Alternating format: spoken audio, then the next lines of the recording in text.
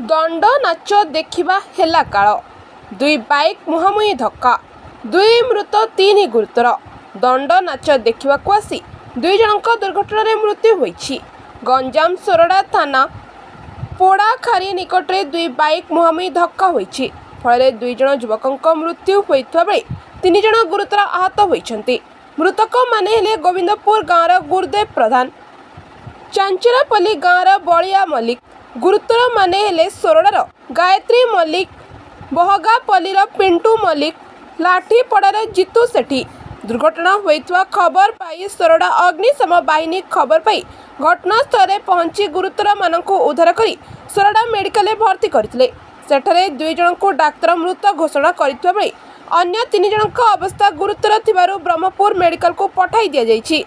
सोरडा police मृतदेह को जबत कर घटनार अधिक तदंत करुछि। ब्यूरो रिपोर्ट, जनतांक स्वर।